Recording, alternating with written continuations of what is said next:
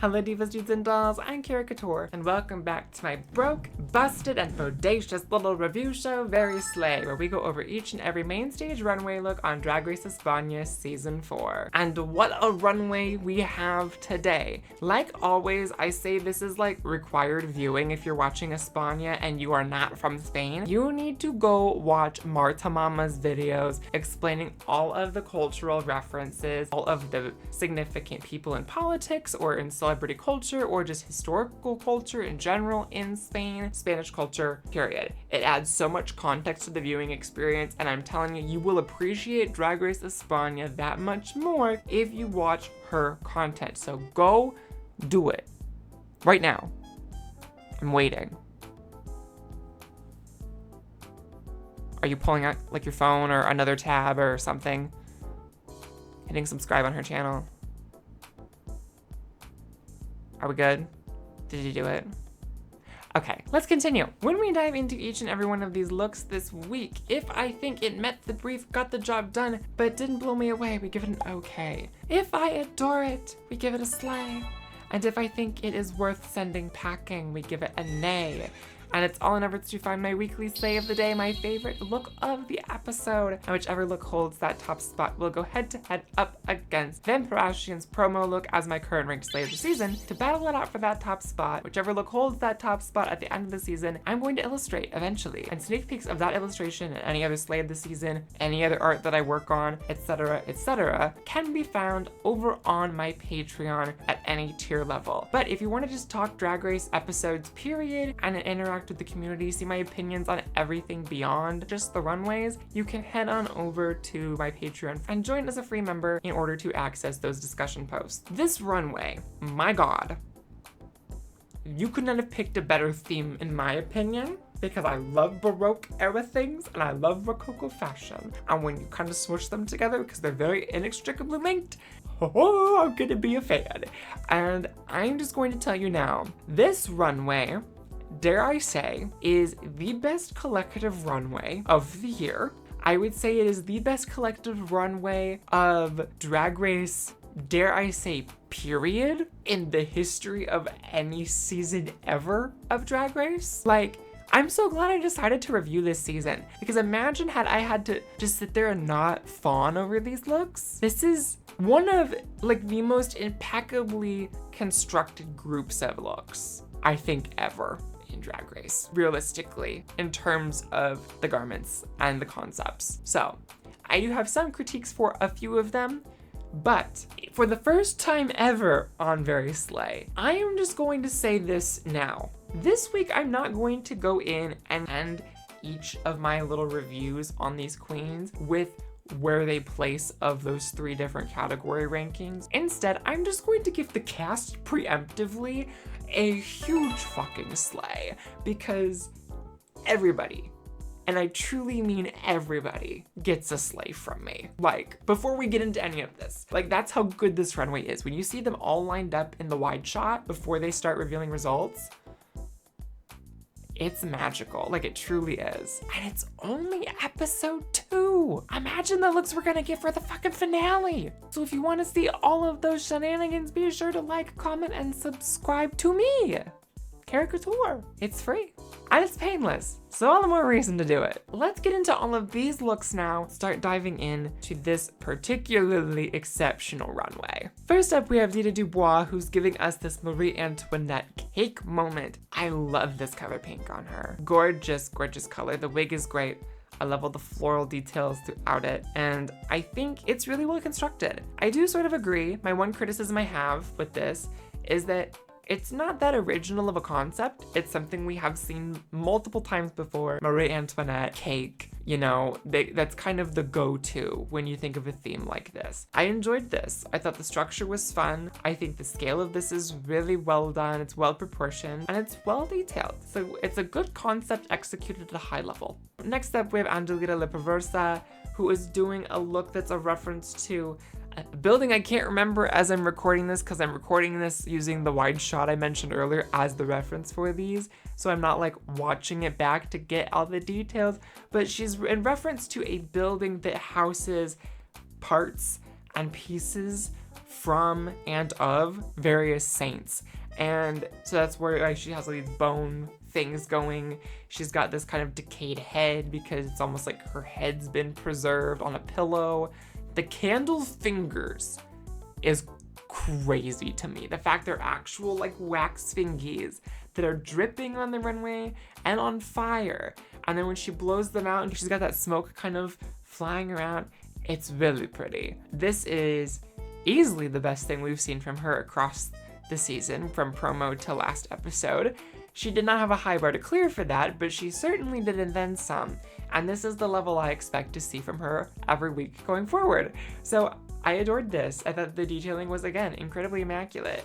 I just think some of the placement was a little odd for some pieces, but, you know, it is what it is. It's a successful concept, and it's an interesting take on the theme. Next up, we have Mariana Stars, who's giving us a little chandelier moment. I adore the idea.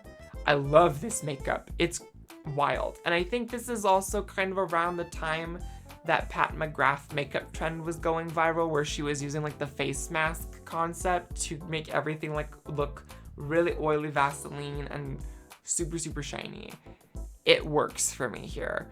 This whole gold ensemble I think is very fun. This is, for me, one of the weaker looks in terms of the theme, simply because to me it's a gold dress with this like chandelier hoop skirt thing attached over it. It's not really exaggerated enough to really meet the brief for me for Baroque Rococo style costuming. I do think it is gorgeous, and I adore it either way. I will say for me it is one of my least favorite ones out of the whole group, but it's still really freaking good. Then we have Chloe Vuittu, who's doing this lovely little stained glass corset piece. Ideally, out of everyone this week, I would say in terms of silhouette and really capturing the scale of Baroque and Rococo fashion, hers is the weakest in that regard, but the stained glass nature and the styling of this, I think, is very Baroque and Rococo in her sort of club girl way. I think it works. What I love about this is that the stained glass tells like her personal story of discovering herself, coming out, gay awakenings, and then discovering Chloe.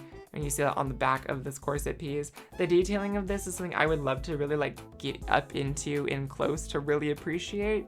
The colors are gorgeous, and I think it is a really well done look. Again, another personal storytelling moment that we get from a queen on this season, and I'm very here for that. I think out of all 11 of these queens, her look is the least within that realm of the theme in terms of period accuracy, but I'm not mad at it. Then we have Porca, and Porca's look is, to me, one of the most visually impressive ones out of the whole cast.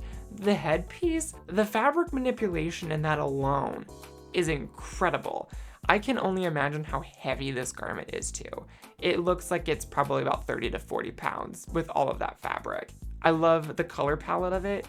The mask in particular, that first shot when she rounds the corner with the masquerade mask, how it really pops against everything else, that's a real showstopper moment for me.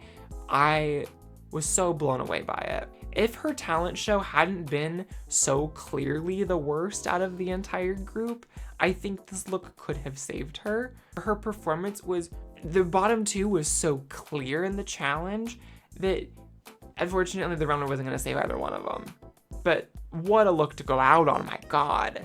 And I'm so sad that we're not gonna get more looks from her until like later on in the season in the finale, because she had such an interesting aesthetic. I will say I am sad to see that Espana is living up to its trend of the more artistic, artsy girls not lasting particularly long, but it is what it is. Next up, we have Le Coco giving us a bearded lady moment. I have to say my favorite part of this look in particular is how this fabric moves on the runway, because if you know anything about Rococo fashion, you know these dresses were heavy as shit, like Porca's, because they had so many layers, they had so much fabric involved. It was just like uncomfortable to move in them.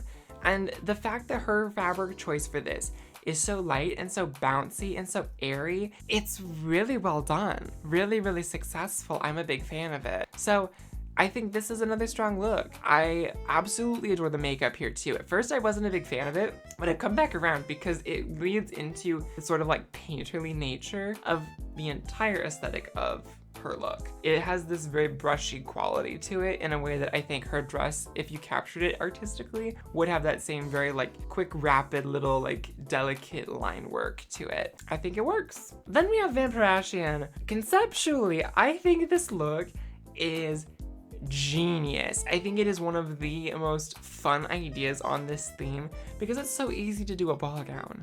Like, it's so easy to go for this Rococo style ball gown like a few of these queens do, especially the next one. Like, the fact she played into how like kind of disgusting it was, underneath all of this beauty, all of this gorgeousness, there was like really bad dental care. There were rats in the wigs. They were all pissing and shitting themselves, and their dresses were covered in cobwebs because they would just sit around and they couldn't move. It was a really fun idea, I thought, to do period accurate undergarments and then have this like campy comedy gross out quality of it. Works for me. So I thought this was phenomenal. And if I'm gonna expect anything from Vampirasian, it's period accuracy on a period costume challenge. And she hit the nail on the head, but still made it exaggerated and draggy. Next up we have Megui, and I think her look is kind of the one that I had arguably the most issues with in terms of like taste level. I thought there were a little too many things going on detail-wise.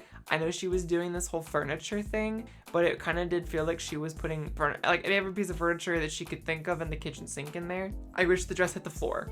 It really bothers me that it doesn't hit the floor. It very easily could have. There's really no excuse why hers doesn't with this aesthetic, but I don't like the sleeves. I think it's just too big a fabric, and while I like the makeup, I like the hair, I do think it is good. Like, it definitely fits the brief and meets the vibe, and I think there's a lot to really enjoy about this look.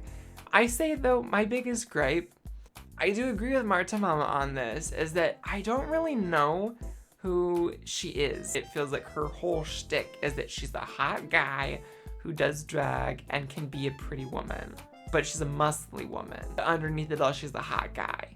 Like, it feels like the hot guy is the predominant personality and the drag is just like how she gets famous, you know? So I think I'm a little harsh on her because to me she's the least compelling, but I think the look it's got a lot of good things going for it. It's got a lot of good things going for it. Of the 11, it's my least favorite. Then we have La Niña Delantro, who's doing this whole menswear moment, and I'm obsessed with it. I love the print. I love the silhouette of it. I love this coat so much. And the little pantaloons is so fun. I love the angle of the hat. I love the hair. And I love this makeup. And I love that once again, she's doing like a menswear king moment as a trans woman. As a trans woman saying this, I used to feel like really weird about doing mask looks or anything remotely close to anything drag kingy, but there's something really empowering about growing up in an assigned gender that you don't align with. And I feel the same way about this about like people like Gottmik and Denim, trans men who do female presenting drag. I feel the exact same way about this. Realize that's not who you are. You go the opposite end of the spectrum with your personal gender expression and your gender identity. But then through your art and through your drag, you use that in a way to redefine a masculinity or femininity under your own umbrella, under your own terms. And instead of it being a masculinity or femininity that is forced upon you by society or by biology, whatever the case may be, it's a masculinity or femininity that you are choosing to put on as a costume and perform. And I find that so fucking fierce. So this was an incredibly powerful look for me, and it's one of my favorites out of this whole episode by a long shot. Next up, we have Kelly Pasa, who I love the colors on her. I love all the references to all these icons of hers that she has in these photos. The hair is fun. I think she really does have the era down. But what I love about this look is that she didn't do period accurate costuming for this.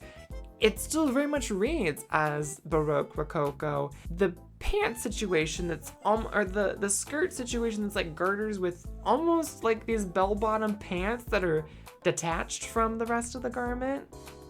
it takes it into more of her personal, a little more edgier aesthetic. I think there's something that's very like the love child of Vivienne Westwood and John Galliano about this, and I really enjoy that.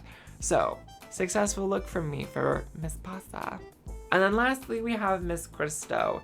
And I have to say, I was so disappointed with her performance in the challenge because I love Death and Robots, and I love the Hibaro episode that her performance is supposed to be a reference to. And I love how referential her drag is. So I was really excited to see that she was doing a reference to that. But she didn't convey the storyline of the episode at all. She didn't convey the storyline she was presenting to the judges as what she was trying to do.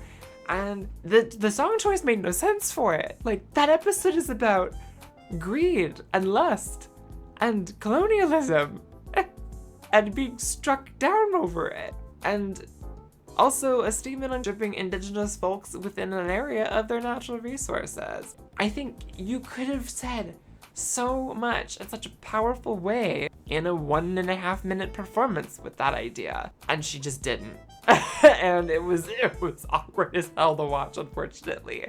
I think her concept though for this is really cool. I like the idea of like a commoner woman getting into Marie Antoinette's things, dressing up, feeling gorgeous and beautiful and rich and fancy, and having access to the things that she's revolutionized to have.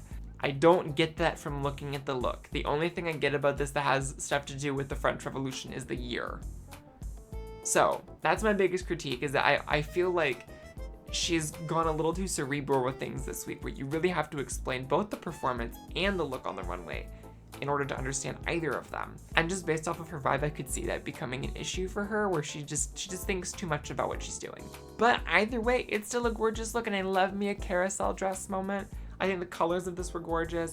I like that there's this kind of, I love there was a bit of a mix with more contemporary fashion with the construction of the skirt, that kind of sheer yellow vinyl, or like the clear yellow toned vinyl that she had going on over the legs.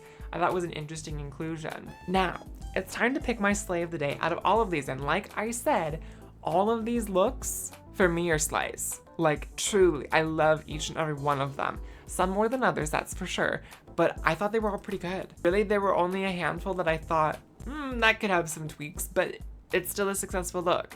So, for me, I'm going to be giving my slay of the day to the look that for me had the most powerful presentation overall, and that goes to La Niña del Antro. So now we're going to take that look from her and put it up against our current rank slate of the season from Vampirashian. This is tough.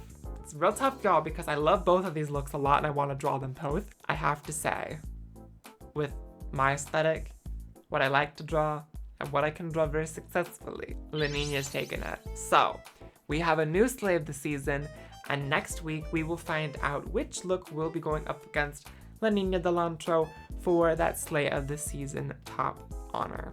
That's going to be it for me for today. We will see you in the next one. Be sure to go out there, y'all. Stay kind, stay queer, and make sure that your day is very slay.